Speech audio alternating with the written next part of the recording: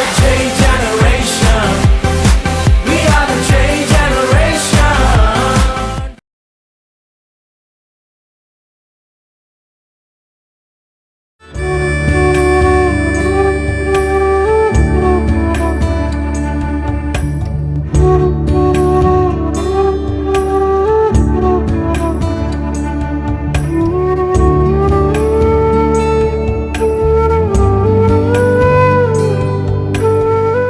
அல்லேலூயா.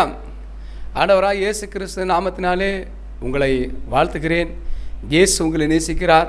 புளியங்குடி சுந்தர் நீண்ட நாளுக்கு அப்புறம் தேவனுடைய சமூகத்தில் அமர்ந்து கர்த்தருடைய வார்த்தையை நாளிலும் உங்களுடைய மத்தியில் தேவனாகிய கர்த்தர் கொடுக்கும் கிருபைக்காக நான் நன்றி ஸ்தோத்திரிக்கிறேன். ஜெபிப்போமா? எங்களை நேசிக்கிற அன்பான இயேசுவே, கர்த்தாவே ஸ்தோத்திரிக்கிறேன் தகப்பன. உடைய நாமத்தினாலே கர்த்தாவே இந்நாளிலும் ஆண்டவரே ஸ்தோத்திரம்.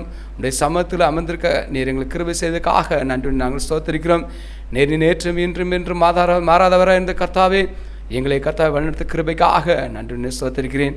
நீர் அவ்வாறு எங்களை வழிநடத்தி கர்த்தாவே உம்முடைய வருகை மட்டும் ஆண்டவரே எங்களை பாதுகாத்து வழிநடத்த முடியாது செபிக்கிறேன். அதே போல் எங்களுடைய மரணமோ உம்முடைய வருகை எது முந்தினாலும் தேவனாய் கர்த்தாவே உம்முடைய சமூகத்தில் வந்து சரியாக கர்த்தர் கிருபை செய்யும்படியாய் உம்முடைய நாமத்தினாலே வேண்டிக் கொள்கிறேன் பிதாவே, ஆமேன். அருமையான தேவனுடைய ஜனமே, ரட்சிக்கப்பட்ட ஜனங்களாகிய நாம் ஏன் ரட்சிக்கப்பட்டிருக்கிறோம், எதற்காக ரட்சிக்கப்பட்டிருக்கிறோம் என்பதை குறித்து ஒரு நினைவு இல்லாமல் இருக்கிறோம். நாம் ரட்சிக்கப்பட்ட விதத்தை குறித்து ஆண்டவர் நமக்கு ஒரு தெளிவான சிந்தனையை கொடுத்திருக்கிறார். நான் எதற்காக ரட்சிக்கப்பட்டோம், நாம் ஏன் ஆலயத்துக்கு போக வேண்டும், தேவனாகிய கர்த்தருடைய பிள்ளைகள் ஏன் ஆலயத்துக்கு போய் ஆலயத்தில் ஆண்டவருடைய நாமத்தை துதிக்க வேண்டும், ஆண்டவர் எதற்காக இந்த தேசத்தில் நம்ம வைத்திருக்கிறார் என்பதை குறித்து இன்றைக்கி ஒரு தெளிவான ஒரு விடையை நாம் காணவிருக்கிறோம்.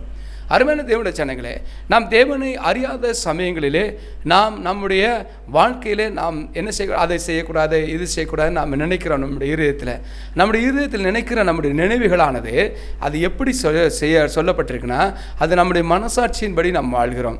மனிதனுடைய இருதயத்தில் மனசாட்சி என்ற ஒன்று உண்டு. அந்த மனசாட்சியின்படியே வாழுகிற மனிதர்கள் இந்த பூமியில் நிறைய இருக்கிறாங்க. எல்லா மனிதர்கள் இருந்தாலும் ரட்சிப்பு என்பது தேவனாகிய கர்த்தர் நமக்கு கொடுத்த பெரிய ஈவு. இந்த ஈவை பெற்றுக்கொண்ட நாம் அவருடைய வார்த்தையின்படி சத்தியத்தின்படி வாழ நாம் கடமைப்பட்டுள்ளோம். தேவனாகிய கர்த்தர் நம்மை ரட்சித்து அவருடைய வசனங்களை போதித்து அவருடைய வார்த்தையை நம்முடைய இருதயத்தில் வைத்திருக்க காரணம், நாம் அவரை விசுவாசத்தினால ஆண்டவர் நம்மை நீதிமான் என்று அழைத்திருக்கிறார். பூமியில் நீங்கள் எவ்வளோ நன்மைகள் செய்திருந்தாலும், எவ்வளவு தான் நீங்கள் பிரயோஜனமான காரியங்களை செய்திருந்தாலும் ஆண்டவர் சொல்கிறாரு அது பூமிக்குரிய ரீதியில் நன்மை. ஆனால் தேவனுடைய வார்த்தையை அறிந்து அதன்படி செய்தால்தான் தேவனாகிய கர்த்தருக்குள்ளாக நாம் நீதிமான்களாக இருக்கிறோம் என்று.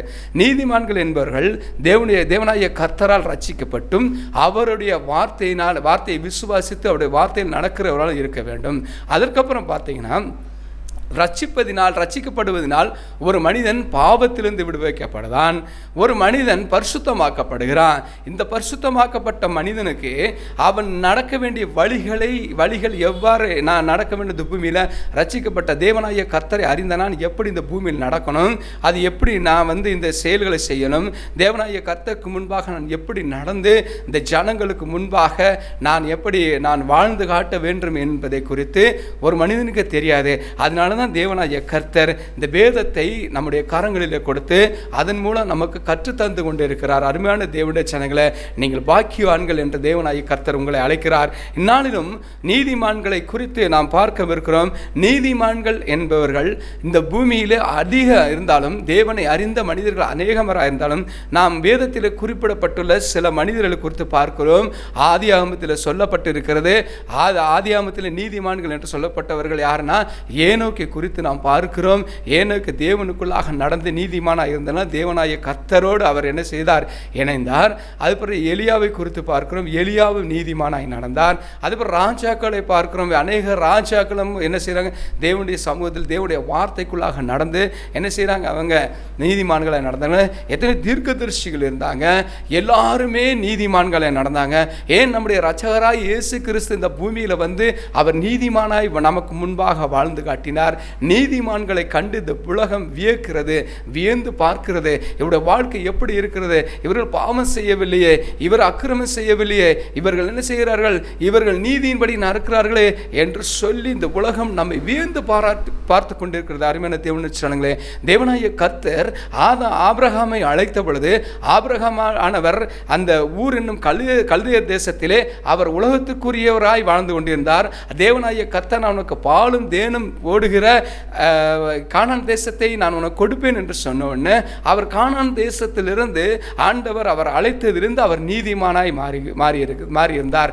அதை பார்த்து அவருடைய ஆபிரகாமுடைய சகோதரனுடைய குமாரனாகிய லோத்துவும் அவருடன் வந்தார். அவருடைய பழக்க வழக்கங்கள் எல்லாம் நீதிமான்களைப் போல் இருந்ததுனால லோத்துவும் நீதிமானாய் நாம் வேதத்தில் அறிகிறோம். ஆபிரகாம் லோத்து என்ற இரு நீதிமான்கள் மத்தியில் நாம் இன்னைக்கு பார்க்கக்கூடியவர் லோத்துவை குறித்து பார்க்கிறோம். லோத்து இந்த பூமியிலே ஒரு சிறந்த நீதிமானாய் வாழ்ந்திருக்கிறார். அவர் ஏனென்றால் அவர் ஆபிரகாமை தேவன் அழைத்த பொழுது எந்தவித மறுப்பும் தெரிவிக்காமல் ஆபிரகாமோடு அவர் இணைந்து வந்தார். அதனால அந்த இடத்துல என்ன ஆச்சுன்னா, ஆபிரகாமோடு சேர்ந்து வந்ததுனால லோத்துவும் நீதிமான் என்று அழைக்கப்பட்டார். ஏன் நீதிமான் அழைக்கப்பட்டார்?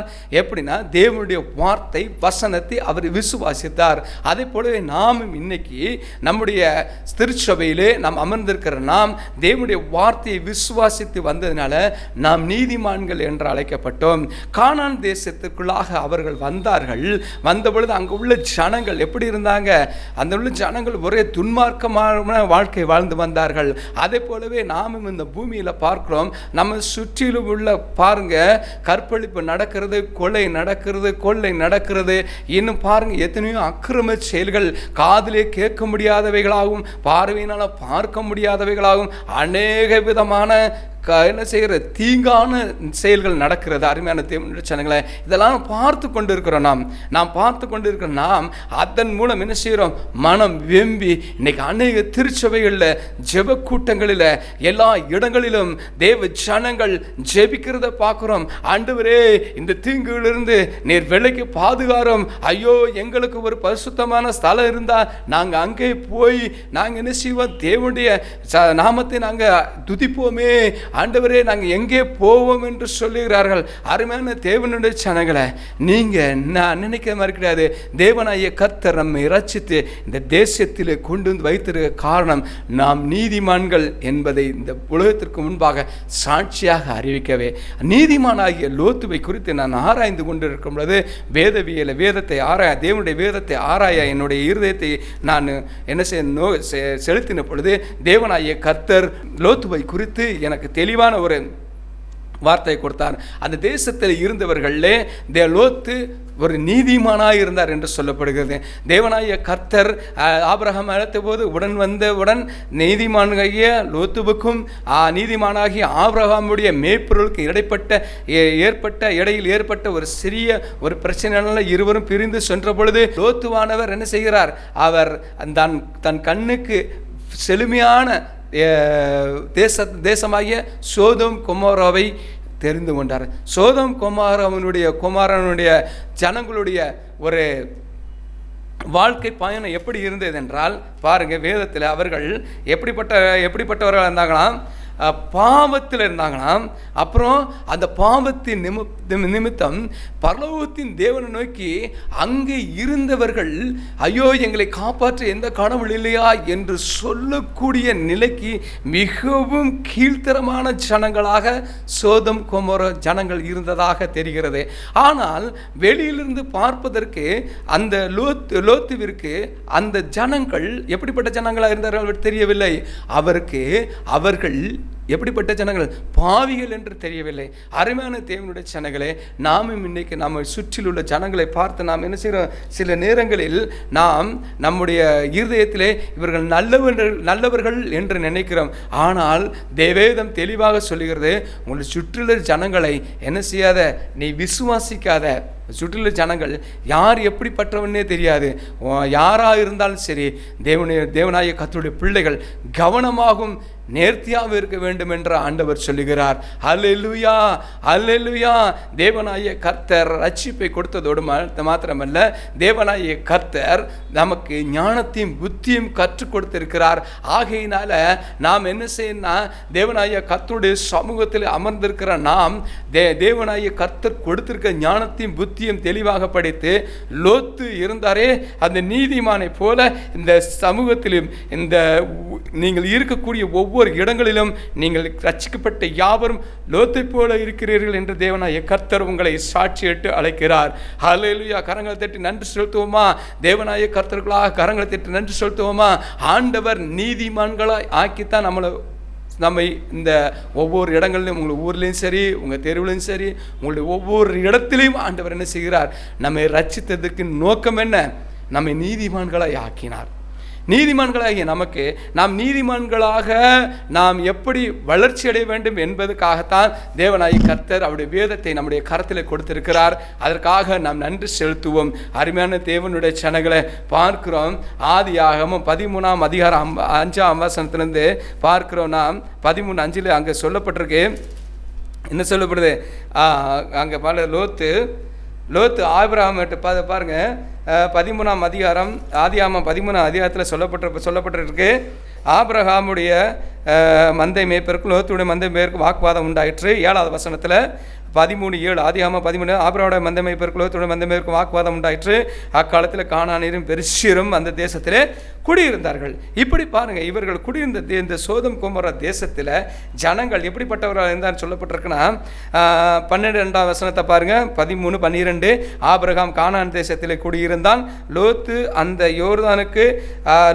யோர்தானுக்கு அருகான சமபூமியில் உள்ள பட்டணங்களில் வாசம் பண்ணி சோதோமுக்கு நேரே கூடாரம் போட்டான். சோதோமின் ஜனங்கள் பொல்லாதவர்கள் என்று சொல்லப்பட்டிருக்கு. கர்த்தருக்கு முன்பாக மகா பாவிகள் என்று சொல்லப்பட்டிருக்கிறது. பாருங்க, இந்த ஜனங்கள் எப்படிப்பட்டவர்கள்? இந்த ஜனங்கள், சோதமின் ஜனங்கள் எப்படிப்பட்டவர்கள்? பொல்லாதவர்களும் கர்த்தருக்கு முன்பாக மகா பாவிகளாக இருந்தாங்க. பொல்லாதவர்கள் அப்படின்னா என்ன? அப்படின்னா தன்னுடைய வார்த்தை, தன்னுடைய செய்கைகள் இவைகள் எல்லாவற்றின் நிமித்தம் தந்திரமாகவும் பிறரை ஏமாற்றுகிறவர்களாகவும் இருக்கக்கூடியவர்களாக இருக்கிறார்கள். ஆம், அருமையான தேவனுடைய ஜனங்களே, நாம் இந்த தேசத்தில் குடியிருக்கிறோம். நம்ம எத்தனையோ பேர் ஏமாத்திருப்பாங்க. நம்ம எத்தனையோ பேர் என்ன செய்கிறாங்க? அவங்க நம்மளை பல விதங்களில் ஏமாற்றியிருப்பார்கள். எத்தனையோ ஏமாற்றங்களும் எத்தனையோ தோல்விகள், நம்முடைய வாழ்க்கை பயணங்கள் நம்ம தோல்வியை கொடுத்திருப்பார்கள். இப்படிப்பட்ட பொல்லாதவர்கள் ஜனங்களாய் அவர்கள் இருந்தார்கள்.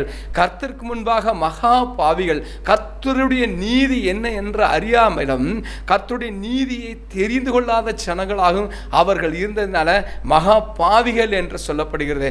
அதனால் இன்னைக்கு நீங்கள் ஏதாவது ஒரு அசம்பாவிதம் நடந்துச்சுன்னா, இந்த பூமியில் நடந்துச்சுன்னா உடனே நீங்கள் கலங்காதீங்க. கர்த்தர் அவைகளெல்லாம் இருந்து உங்களையும் உங்கள் சந்ததியும் வேறு பிரித்து பாதுகாக்கிற தேவனாயிருக்கிறார். அருமையான தேவனுடைய ஜனங்களே, நாம் அந்த சோதோமுக்கு நேராக யார்? லோத்து யோர்தானுக்கு அருகான சமபூமியில் பட்டண வாசம் பண்ணின போல நாமும் இன்னைக்கு இந்த தேசத்தில் அந்த சோதோமுக்கு நேராக என்ன செய்கிறோம்? கூடாரம் போட்டு தான் வசித்துட்டு இருக்கிறோம். நாம் பார்க்கிறோம். நாம் பார்த்து நாம் என்ன செய்ய வேண்டாம்? நீங்கள் கலங்காதீங்க, திகையாதே.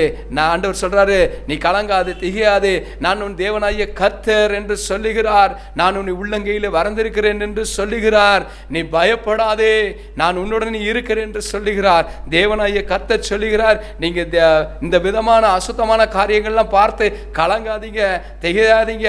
கர்த்தர் உங்களை நேசிக்கிறார். அருமையான தேவனுடைய ஜனங்களே, லோத்து நீதிமானாய் இருந்து இந்த பூமியிலே தேவனுடைய வார்த்தை சத்தியத்தை லோத்து அந்த சோதம் கொமோரா பட்டணத்திற்கு முன்பாக இருந்தது போல நாம் இருக்கிறோம். லோத்து ஆனாலும் அந்த இடத்தில் நீதிமானாகிய லோத்து அந்த சோதம் கொமோரா பட்டணத்தை விட்டு விலகாதபடிக்கு இருந்தது போல நாமும் நம்முடைய இருதயத்தை செலுத்தாதபடிக்கு தேவனாகிய கர்த்தருடைய நீதியிலும் தேவனாகிய கர்த்தருடைய சத்தியத்திலுமே நாம் என்ன செய்து கொண்டிருக்க வேண்டும்? நிலைத்திருக்க வேண்டும் என்று ஆண்டவர் நம்மை பார்த்து விரும்புகிறார். அல்லேலூயா. நம்மை பார்த்து சொல்லுகிறார், நம்மை பார்த்து நேசிக்கிறார். அருமையான தேவனுடைய ஜனங்களே, ஆண்டவராகிய தேவன் நேசிப்பதற்கு காரணம், நீங்க நீதிமான்கள் ஆக்கப்பட்டிருக்கிறீங்க. நீங்க பரலோகத்திற்கு பாக்கியவான்களா, பரலோகத்தை அடைகிற பாக்கியவான்களா இருக்கிறீர்கள். ஆகையினால் நீங்க என்ன செய்யாதீங்க? பயப்படாதீங்க, கலங்காதீங்க என்று சொல்லி ஆண்டவர் அவரை அந்த தேசத்திலே ஒரு சாட்சியுள்ள மகனாக வைத்தார். அதே போலவே நம்மையும் ஆண்டவர் இந்த தேசத்திலே நம்மை ரட்சித்ததன் நோக்கம் என்ன? இந்த தேசத்திற்கு நம்மால் என்ன செய்யப்பட்டது? ஆண்டவர் நம்மள கிருபையை கொடுத்திருக்கிறார். பாருங்க, அவர் இருந்த நேரத்தில் அந்த தேசம் செழுமையாக இருந்தது என்று சொல்லப்பட்டிருக்கு. ஆபிரகாமும் லோத்தும் அந்த தேசத்திற்குள்ள இருக்கும் பொழுது அந்த தேசம் மிகவும் எகிப்து தேசத்தை போல ஒழுங்காகவும் நேர்த்தியாகவும் கட்டப்பட்ட தேசமாக இருந்தது. இன்னைக்கு நம்முடைய ஊரை பாருங்க, எல்லாமே நேர்த்தியாய் கட்டப்பட்டு வருகிறது. எல்லா இடங்களும் என்ன செய்யுது? அழகாக ரோடுகள் சாலை வசதிகள் போடப்பட்டுள்ளது.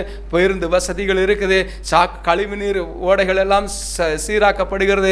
எல்லா விதமான குப்பைகளெல்லாம் அள்ளி கொண்டு போக ஜனங்கள் இருந்து என்ன செய்கிறாங்க? இந்த கூட்டுகிற ஜனங்கள் இருந்து எள்ளிக்கொண்டு தூர நகரத்திற்கு புறம்பே போட்டு அவற்றை எரிக்கிறார்கள். இந்த மாதிரிலாம் இருந்தது தான் அந்த தேசம். அந்த தேசத்திலே அந்த தேசத்தினுடைய பார்வையில் அந்த லோத்தினுடைய பார்வையிலே அந்த தேசம் மகா செழுமையாக இருந்ததே பார்க்கிறோம்.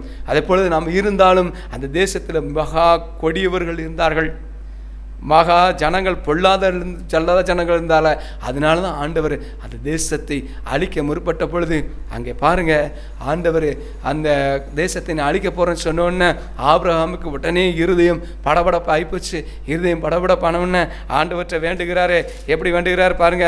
எத்தனாவது? 20வது அதிகாரம் 18வது அதிகாரம் ஆதியாகமம் 18வது அதிகாரத்திலிருந்து பாருங்க. 18 20லிருந்து 33 வரைக்கும் பார்க்குறோம். அந்த தேசத்தில் நீதிமான்கள், இவ்வளவு நீதிமான்கள் இருந்தால் அந்த தேசத்தை ரட்சிப்பீரோ, இவ்வளவு நீதிமான்கள் இருந்தால் நீங்கள் அந்த தேசத்தை அழிப்பீரோ என்று சொன்ன போது ஆண்டவர் இந்த சொன்ன ஒவ்வொன்றுக்கும் ஆண்டவர் பதில் சொல்கிறார். அதில் நீதிமான்களை நான் அழிக்க மாட்டேன், நான் ரட்சிக்காமல் அழிக்க மாட்டேன் சொல்லி வந்தோடனே கடைசியில் 10 நீதிமான்கள் நிமித்தம் அந்த தேசத்தை அழிப்பதில்லைன்னு சொன்ன போது ஆண்டவராகிய தேவன் அங்கே போய் பார்க்கும் பொழுது அங்கே ஒரு நீதிமான் இல்லை. ஆனால் தேவனுக்கு லோத்துனுடைய கண்களில் தேவனுடைய கண்களில் லோத்துவிற்கு என்ன செய்யுது? கிருபை கிடைத்ததுனால அங்கே என்ன செய்கிறாரு? உடனே கரத்தை பிரித்து என்ன செய்து பாருங்க. 19ஆம் அதிகாரம் 16 படிங்க. அவன் படிக்கிற பாருங்க. அவன் தாமதித்து கொண்டிருக்கும் போது கர்த்தர் அவன் மேல் வைத்த இரக்கத்தினாலே, பாருங்க, நீதிமான்கள் மேல வைத்த தேவனாகி கர்த்தர் இரக்கம் வைக்கிறார் என்ற ஒரு நிறுவனமும் இங்கே நிரூபிக்கப்படுகிறது. அதை போல நாம் இந்த சுற்று வட்டாரங்கள் உள்ள இந்த சகல பொல்லாத ஜனங்கள் மத்தியில் நாம் இருந்தாலும் தேவனாகி கர்த்தர் நாம் மீது இரக்கம் வைத்து ஒவ்வொரு நாளும் அவருடைய கரத்தை கொண்டு நம்மை பிடித்து இழுத்து தம்முடைய இரத்த கோட்டைகளாக நம்மை பாதுகாத்து வருகிறார் ஆண்டவர்.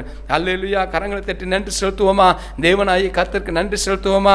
அருமையான தேவனுடைய ஜனங்களே, நாம் ரட்சிக்கப்பட்ட இந்த தேசத்தில் நாம் வைக்கப்பட்டது காரணம் நாம் நீதிமான்கள் யார் என்ற இந்த பூமியில் தேடி அலைகிற ஜனங்கள் மத்தியில் நாம் நீதிமான்களாய் தேவனாகிய கர்த்தரால் ஆக்கப்பட்டு இந்த ஜனங்களுக்கு முன்பாக சாட்சியாக வைக்கப்பட்டிருக்கிறோம். இதுவே நம்முடைய ரட்சிப்பின் வாழ்க்கையின் சாராம்சம், அடிப்படை சாராம்சம். நாம் ரட்சிக்கப்பட்டதினால் நாம் நீதிமான்களாக்கப்பட்டோம். நீதிமான்கள் ஆக்கப்பட்டதால் இந்த தேசத்தில் நாம் சாட்சிகளாய் தேவனாகிய கர்த்தர் என்னுடைய ஜனங்கள் பரிசுத்தவான்கள், நீதிமான்கள், உண்மையுள்ளவர்கள், சத்தியமுள்ளவர்கள் இந்த பூமியில் வாழ்கிறார்கள் என்பதை காட்டுவதற்காகவே நம்ம ரட்சித்து தேவனாகிய கர்த்தர் இந்த தேசத்திலே சாட்சியாக வைத்திருக்கிறார். கர்த்தர் உங்களை ஆசீர்வதிப்பாராக. ஆமேன், ஆமேன். ஜெபிப்போமா? எங்களை அன்பா நேசிக்கிற பரிசுத்தமுள்ள தகப்பனே, ஆண்டவரே, நானிலும் ஆண்டவரே லோத்துவை குறித்து நாங்கள் பார்க்கிறோம். ஆண்டவரே, அவர் ஆண்டவரே ஊர் என்னும் தேசத்திலிருந்து கல்தேயர் தேசத்திலிருந்து கானான் தேசத்தை நோக்கி ஆபிரகாமுடனே வந்தார் ஆண்டவரே. ஆனாலும் அவர்களுக்கு ஏற்பட்ட சிறு ஆண்டவரே ஸ்தோத்திர மனஸ்தாபத்தின் நிமித்தமாக சோதம் கொமோரா பட்டணத்தை ஆண்டவரே அவர் தேர்ந்தெடுத்தார். அந்த சோதம் கொமோரா பட்டணத்து மக்கள் மகா பாவிகளாக இருந்தார்கள் ஆண்டவரே. உங்களுக்கு தேவனுக்கு பிரியமில்லாதவர்களாக இருந்தார்கள் ஆண்டவரே. அதே போலவே கர்த்தாவே, ரட்சிக்கப்பட்ட நாங்களும் ஆண்டவரே இந்த பூமியில் மகா கொடியவர்களுக்கு மத்தியிலும் மகா பாவிகளுக்கு முன்பாகவும் நாங்கள் வசித்து வருகிறோம். இருந்தாலும் ஆண்டவரே, நீர் எங்களுக்கு முன்பாக ஆண்டவரே ஸ்தோத்திரம் அவர்கள் வைத்திருந்தாலும் நாங்கள் ஆண்டவரே அவர்களுக்கு முன்பாக நீதிமான்களாம் உமக்கு சாட்சியுள்ளவர்களாக இந்த பூமியில் இருக்கிறோம். ஆண்டவர் நீர் தாமே கிருபை செய்யும் ஆண்டவரே. எங்களை பார்த்து ஒன்று அவர்கள் திருந்த வேண்டும், இல்லை என்றால் அவருடைய பாதிப்பு எங்கள் வாழ்க்கையில் ஏற்பட்டு விடாதபடிக்கு எங்கள் தேவனாகிய கர்த்தர் பாதுகாத்து ரட்சிக்கும்படியாய் ஆண்டவரே ஸ்தோத்திரிக்கிறேன் தகப்பனே. உம்முடைய வருகை மட்டும் கைவிடாமல் காத்திருப்படியாய் செபிக்கிறேன் தகப்பனே. எங்களுடைய மரணமோ உம்முடைய வருகை எது முந்தினாலும் தேவரீர் எங்களுக்கு இறங்கும்படியாய் உம்முடைய நாமத்தில் வேண்டிக் கொள்கிறேன் பிதாவே. ஆமேன், ஆமேன்.